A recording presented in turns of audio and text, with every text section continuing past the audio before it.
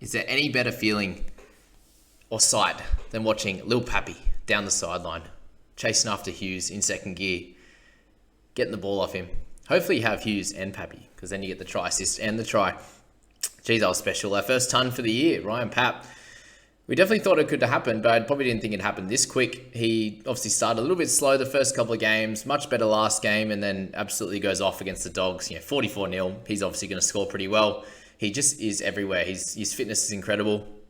You can just tell as soon as they make a half break or there's a little sniff of some attacking opportunity, he's there. He's streaming up the inside. He's coming down the outside. He's there somewhere. So he was special.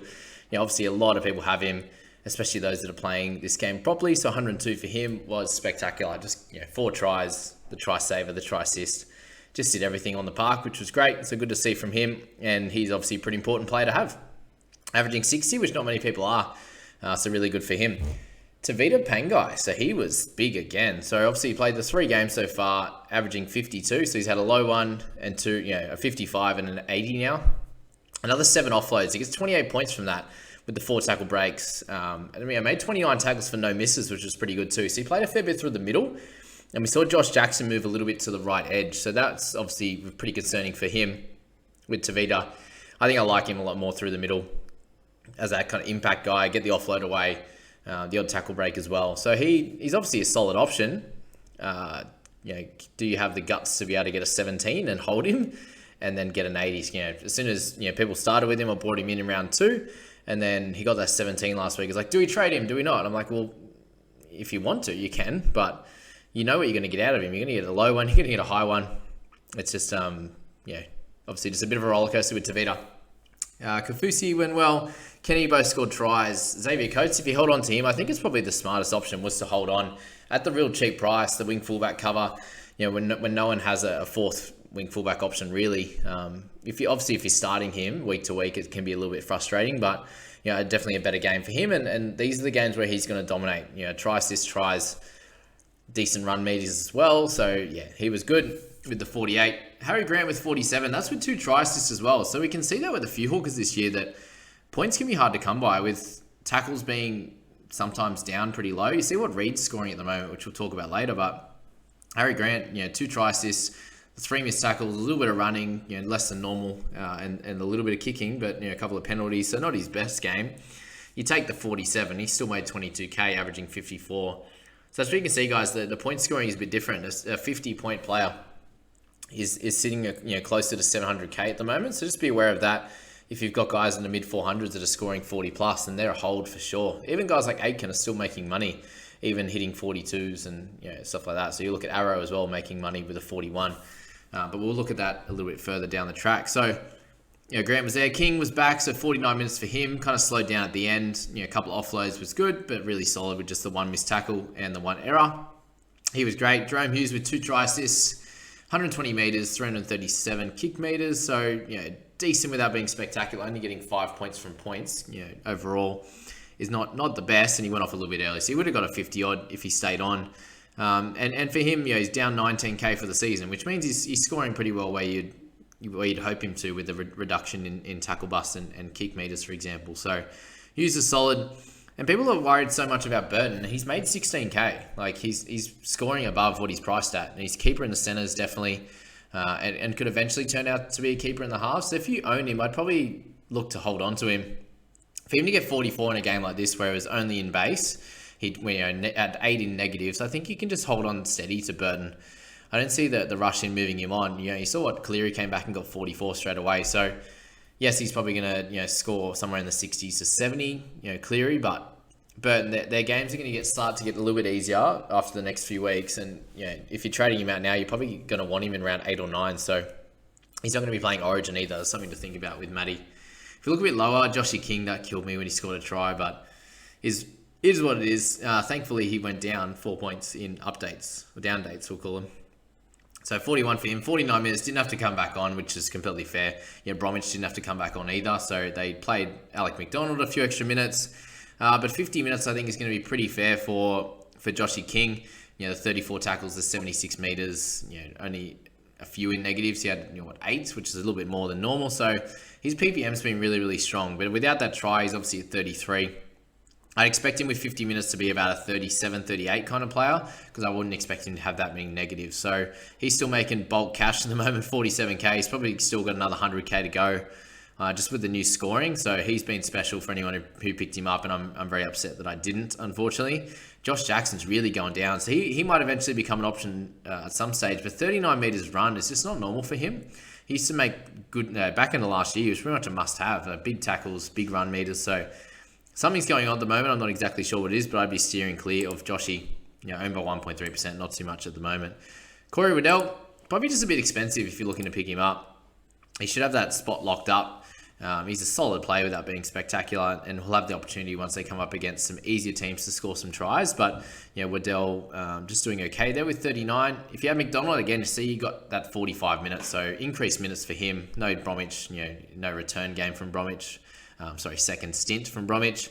And AMAC, another 25k, so he's up 71 in total. So well done if you started with him. He's slowly accumulating some cash.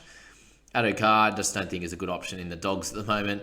Munster, I've been telling everyone to get around him, but only the one tackle break this week, 73 meters, no kicking, just a strange one for him. But in a closer games, usually when he dominates that bit more. When it's a little bit easier, he doesn't have to do as much, which is actually interesting. He's probably less of a flat track bully than what someone like Moses would be, if you're thinking about what the Talking League boys say. But still a great option.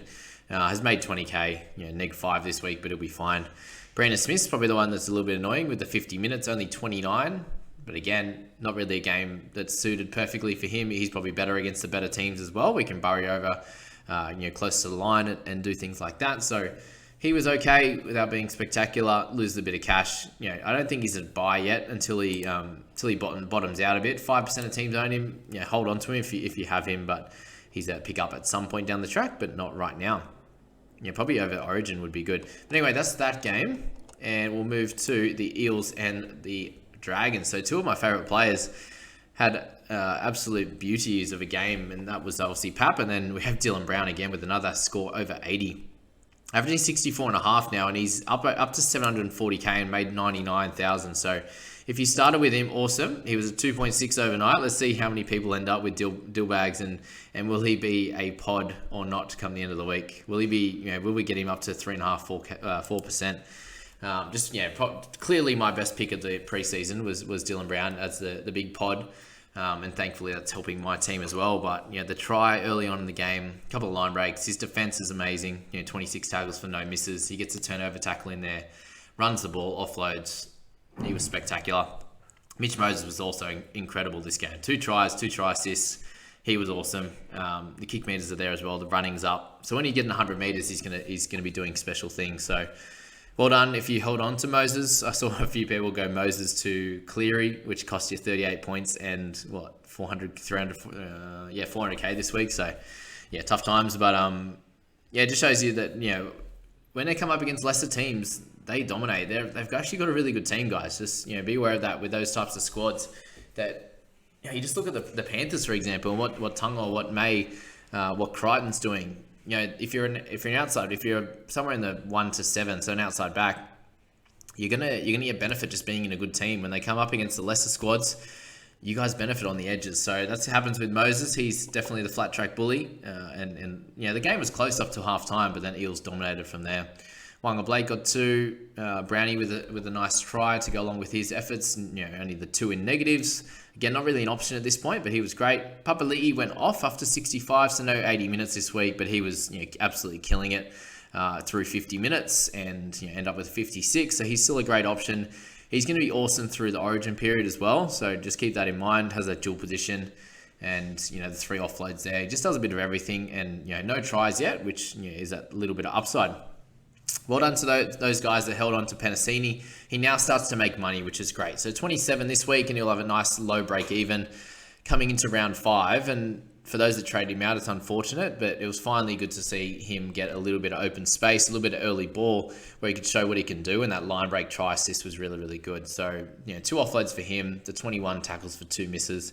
We knew that 9 was an outlier against the Storm, but you're just hoping for some attacking stats. And we finally got some in amongst that decent base of about the 30 as well. So Penasini, can you continue to play him? I think against the lesser teams you can. Against the real strong ones, the Storms and the Roosters, those types of guys, Penrith, then you could it might be a smarter idea to play someone else, or you obviously got the dual position guys that you could play in there as well.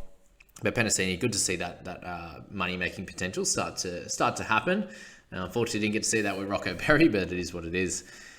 So Gutho was solid as well. Opacek, again, not an option at that strange price. Sully's making a little bit of cash for anyone who wants him. Madison, we'd like to see drop down a little bit further in his price, probably around that 620, 630 before he becomes an option. But near the 44, no attacking stats for him.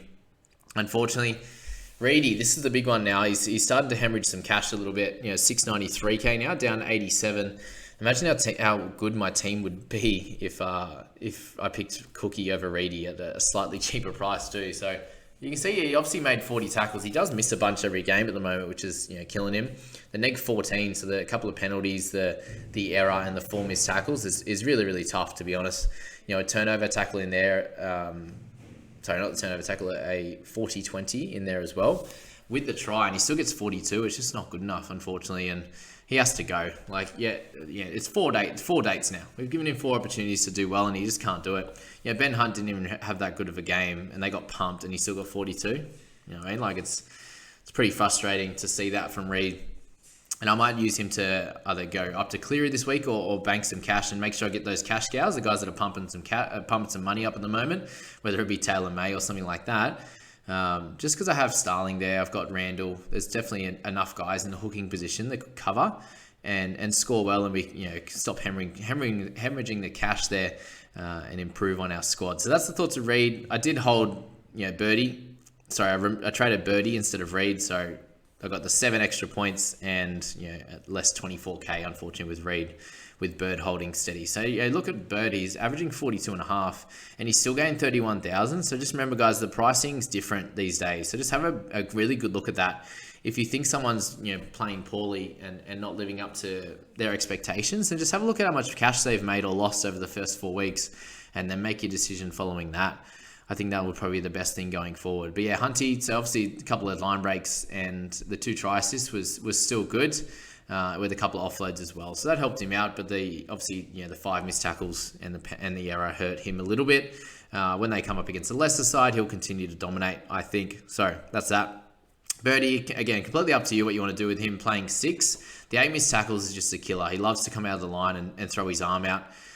You get 35 with a try. It's not great. Yes, they got pumped a little bit, and he'll play better in other games when they're a little bit stronger as a squad. But yeah, overall, not ideal for Birdie. And if you want to use him to downgrade and make some cash, then that's fine. If you want to upgrade him somehow to Cleary or to one of the other guns, whether it be Papali'i or Murray, those types of guys, then I'd be all in on that as well. I think that's a good idea. Down the list, we got Lomax with 21. Again, someone that we might be able to select at some point during the year, but not now. Mbai went back to 1. I actually think he played pretty solidly, especially in that first half. The majority of the Dragons guys actually did. Were solid enough with the Eels playing spectacularly.